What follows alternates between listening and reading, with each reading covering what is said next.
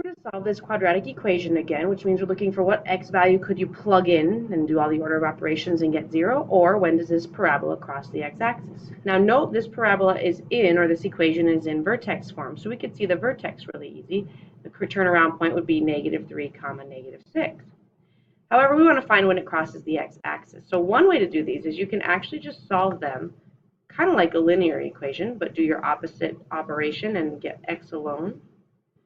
So I'll add my 6 to both sides, and that gives me x plus 3 quantity squared equals 6. The opposite of squaring is square rooting.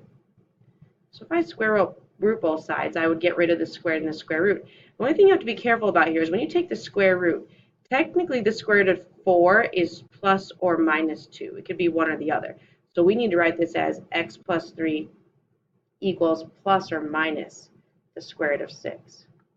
Then we'll continue getting x alone, so we're going to subtract 3 from both sides. This isn't super pretty because we have a square root of 6, and that doesn't come out to a nice number, or a whole number, if you will. I will have -3 plus or minus the square root of 6. Now, I have the graph over here, which we can check, but by my calculations, I did take one of these. I took what is -3 plus square root of 6. That was -0.55. And if I took -3 minus the square root of 6, checking this real quick here.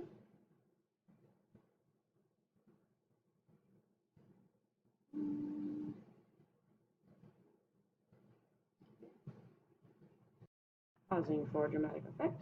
We get -5.449. So we knew that every parabola doesn't cross at perfect numbers, but if I look at this graph that I have of it here, it's crossing at just before -1, so -0.55 would make sense, and a little after -5. Those numbers are what correlate to the zeros of the quadratic function. You could leave your answer just like this. We don't have to do any simplifying or decimalizing. We just know that that is the solution to that quadratic equation.